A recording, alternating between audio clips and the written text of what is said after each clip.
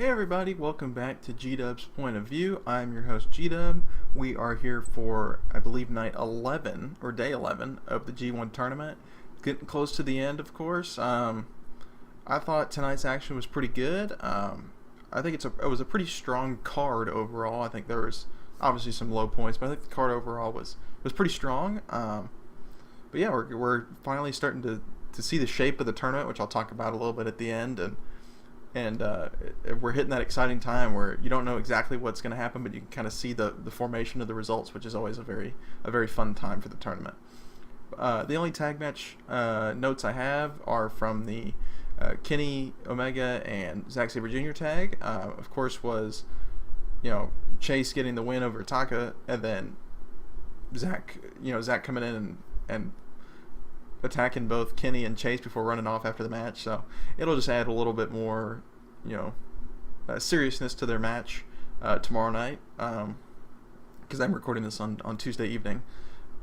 So I guess overnight tonight, they'll have that match, and which shaping up to be another great card for the B block.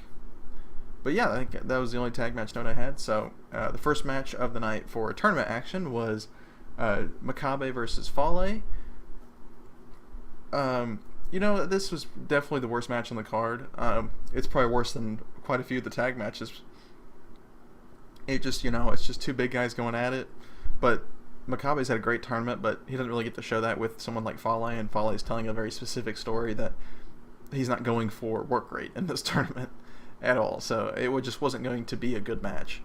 Of course, they had a hard opening of them just constantly slamming into each other, and Fale throwing Makabe around into the fans and whatnot, which it's nice to see from the two big guys, just throwing each other around and hitting each other.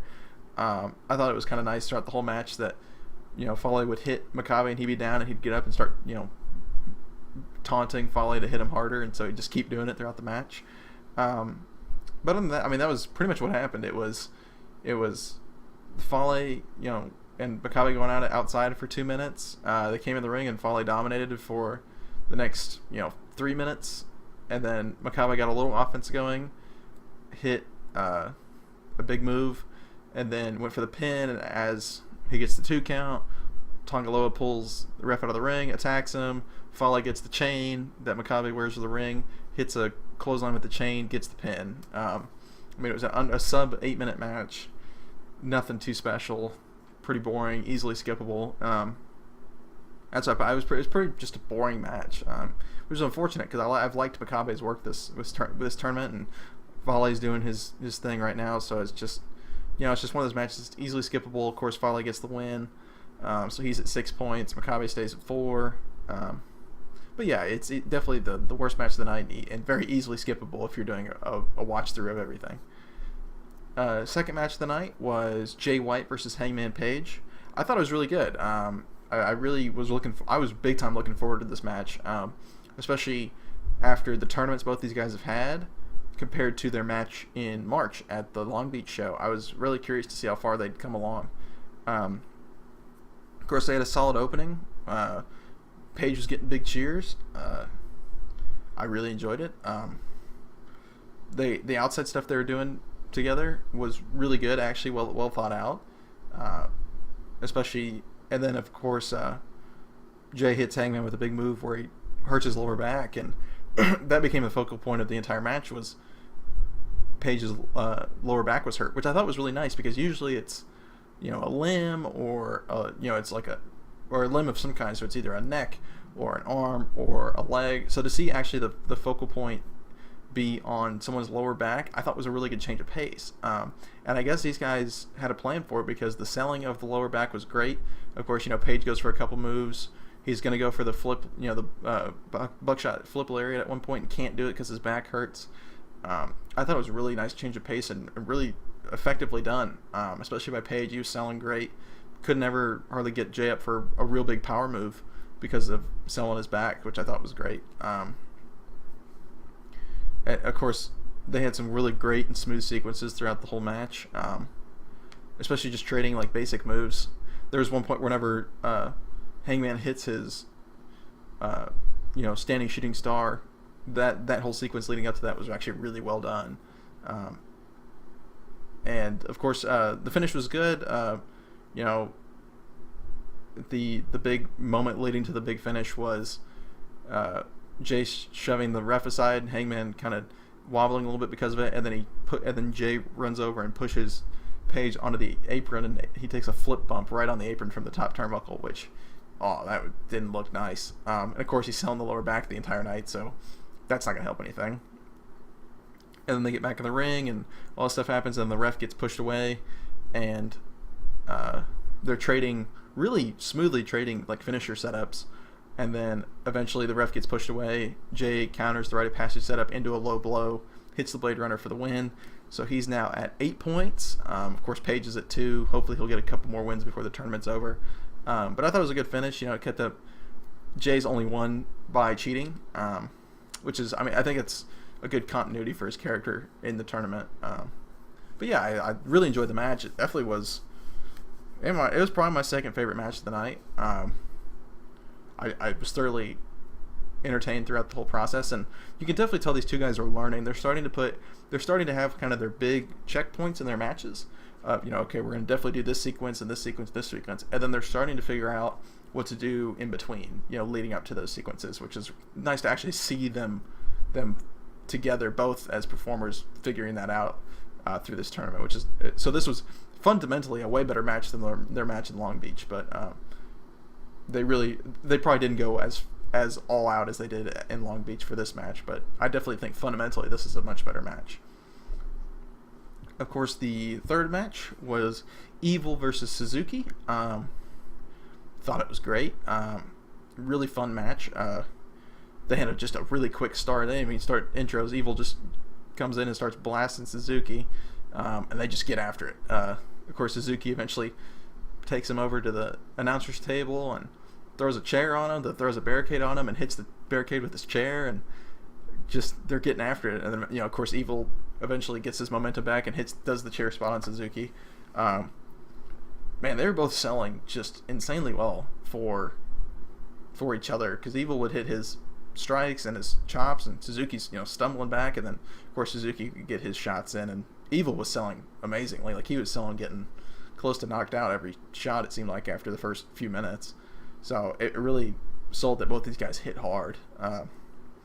Essentially, the whole structure of the match was just a fight the whole time. From the first ringing of the bell to the 12-minute mark, it was a fight the whole time. There was very few wrestling moves, just a lot of striking and a lot of fighting. Of course, throughout the match, they had great strike trades. They're doing the big forearm spots, and then Evil starts disrespecting Suzuki a little bit, so Suzuki gets up and just starts clubbing him with his forearms, and Evil's just getting rocked and selling it great. So I thought it was really well done. And I actually really liked the finishing sequence of Evil goes for Darkness Falls, Suzuki counters into the sleeper, Evil counters that into going for the Evil STO, and then Suzuki counters that into like a run off the ropes counter into a sleeper, and then just as soon as Evil's about to pass out, hits the Gotch style power driver for the win.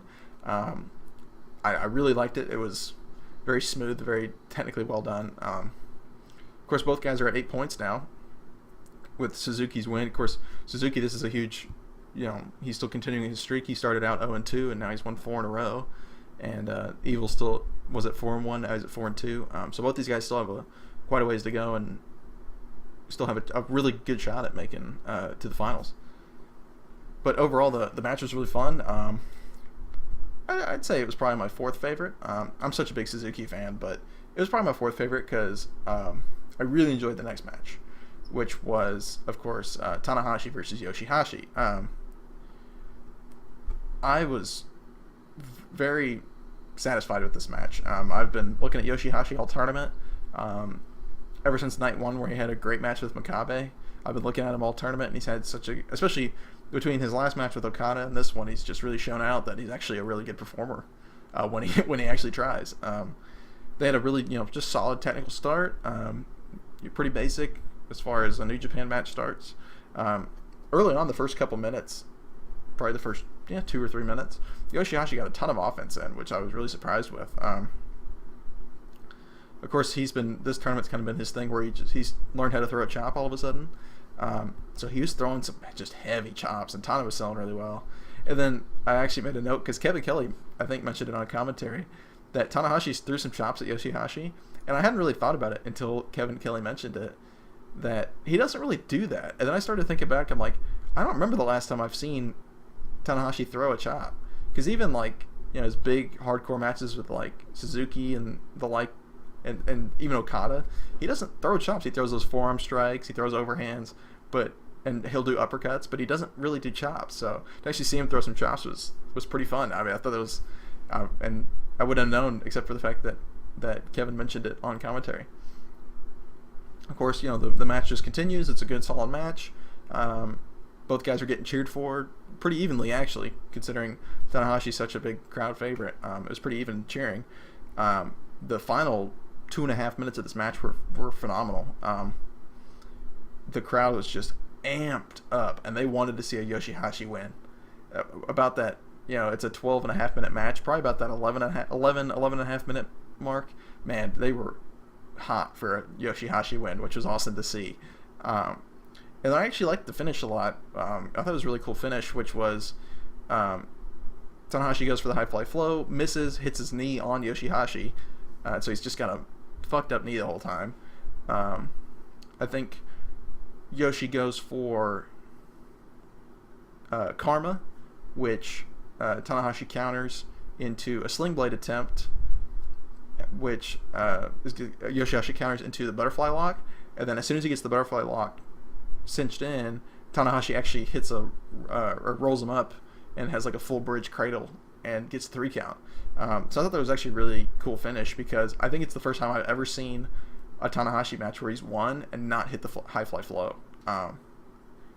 So it adds a new aspect to Tanahashi that even I haven't seen, because every match he's won I've ever seen him, he hits at least 1 high fly flow, and usually it's 2 now. So to see him win with just a normal roll up on a guy like Yoshihashi is pretty cool. But I definitely think this was my third favorite of the night. Tanahashi's just having a great tournament, and Yoshihashi's having a great tournament as well. So to see these guys mix it up was fun. Of course, Tanahashi's at 10 points, leading the block now. Yoshihashi's at 2.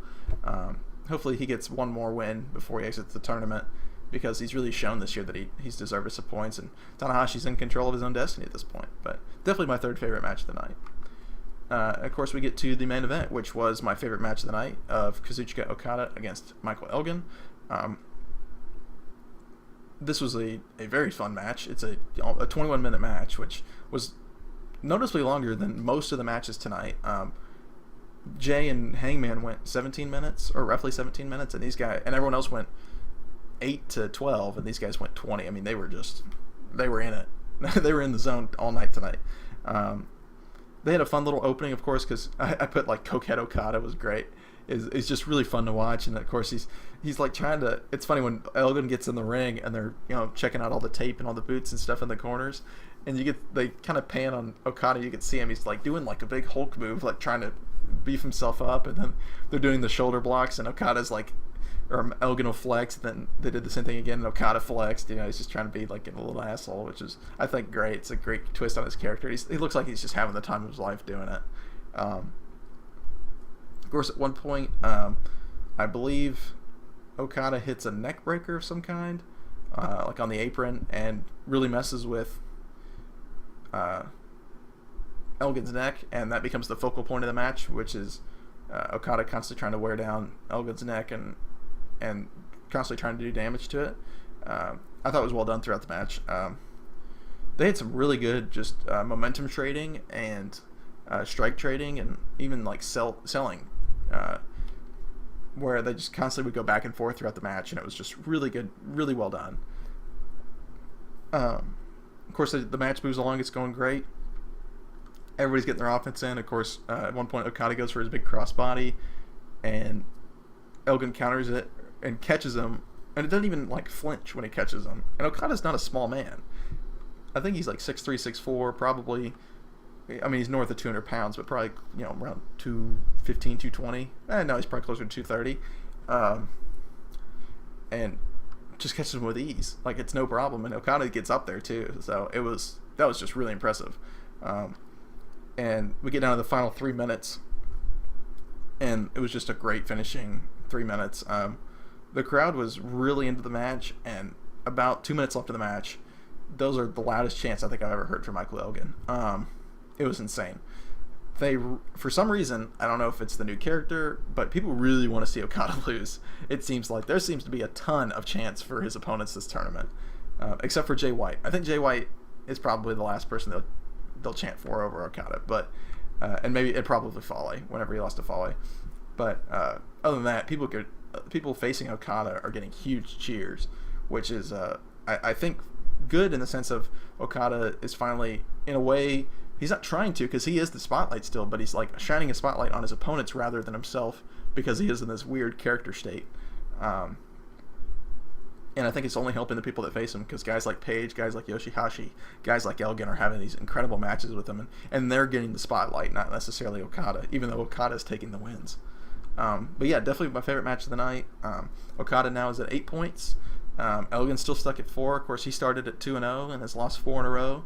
And Okada started 0-2 and has won 4 in a row. So it's interesting to see those parallels. So that's it for the review of the action. Now we're going to look at the point total. Of course, Tanahashi's in the lead at 10 points. Then you have Okada, Evil, Suzuki, and Jay White all tied at 8 points. Fale is the only guy at 6, and then you have Makabe and Elgin at 4, and Page and Yoshihashi at 2. I believe I saw, of course, Hangman and Yoshihashi are officially eliminated. I think they were eliminated on night 5 after losing. But yeah, because there's no way for them to even have a positive record at this point. So I believe they're done for the tournament. And then with Makabe and Elgin losing tonight, and the guys that held the tiebreakers over them winning, they are both now officially eliminated from making it to the finals. So the guys left in contention, of course, are Fale, who probably at this point is 95% sure not going to make it to the finals. He'll probably lose another one by disqualification, at least, and not be able to make it. And then you have the big 5, really, of this tournament for the A block are all in great positions to make it to the finals, which is Tanahashi, Okada, Suzuki, Evil, and Jay White. Of course, Okada's got just a brutal final 3 days of action where he's got to face Suzuki, Evil, and Tanahashi. So he still has to face the 3 big guys that are left on top. I don't even know. I think Jay has to face Makabe, Fale, and maybe Yoshihashi. I mean, I think just from like a talent perspective, Jay has an easier chance or easier shot at the finals. Of course, they could do what they did like last year, where Okada and Suzuki have a draw. I saw someone say that the way the points all added up, if like Tanahashi kept winning and like Okada had a tie, then or if Tanahashi like lost one of his next 2, and then it would be going into that match, if Okada, or if Tanahashi wins his next 2 and Okada like draws with Suzuki again and beats Evil, then Okada's at 12 points. Or actually, he'd be at 11. That doesn't add up. But someone's saying basically like it would come down to a scenario where Okada would have to beat Tanahashi. Actually, no. If they both just win, if Tanahashi beats the next 2 matches he has, and Okada wins the next 2 matches, Okada's still behind by 2 points, and he would have to beat Tanahashi to make it to the finals. And I didn't know this history until I saw this, but apparently in G1 action, he's never beaten Tanahashi. I know their match in 2016 where they drew, and Goto went to the finals against Kenny, but apparently Okada's never beaten Tanahashi. That's the one thing he hasn't, or one stage he hasn't defeated him on, actually, is at the G1. So that could be another passing of the torch moment, in a sense, where Okada finally breaks his streak of not being able to beat Tanahashi in the G1 and makes it to the finals because of that. But of course he has to go through Suzuki and Evil first, and he has a cup. I don't think he'll lose, just because I'm thinking of like a briefcase match if he wins the whole G1, and I think the briefcase match would have to be, Fale wouldn't care. That's kind of his storyline. Fale wouldn't care and probably wouldn't challenge for it, or if he does, it's whatever. But Jay White would care, and that's the whole chaos storyline right now. And I would love to have that as a briefcase match at like a Destruction show or a King of Pro Wrestling, or even the Long Beach event at the end of September. I think Jay White Okada for a briefcase would be phenomenal. But yeah, this tournament starting to finally take shape. Of course, we have a B block action where we'll really see what takes shape. I'm really curious to see the result of the Kenny Omega ZSJ match, because I think there's a strong possibility that Kenny could lose. Because essentially, like I believe the most confidence I have in the two people most likely to win are Okada and Kenny. Because I believe if Okada loses to either Suzuki or Evil, he won't win the G1. I don't think he even has a chance at that point if Tanahashi keeps winning. And if Kenny beats ZSJ, I think his final two nights, apart from obviously his Ibushi at the end, but he has one more in the middle there that I don't think, apart from Ibushi, no one else could really beat him apart from Zack. And then he would probably just go on and win the whole tournament and pick his opponent, which of course hasn't been done actually. Of course, I don't think that the champion hasn't won the tournament since 2000. So of course it could be history breaking for Kenny. Of course he would make it to 3 finals in a row. But I'm theorizing so much because it's just that's the spot they have you in right now is thinking so much of so many different scenarios, which is the perfect way to do it. But that'll do it for this video. Thank you guys so much if you've made it to this point. Please share and subscribe if you haven't already. And if you enjoyed the video, I'm putting them out as best I can. We got another show coming up tomorrow night, or overnight tonight, which will be day 12 of action. Of course, another night of B Block. So I'm very excited for another phenomenal show. So again, thank you guys so much, and I will see you again in the next one for a day 12 review.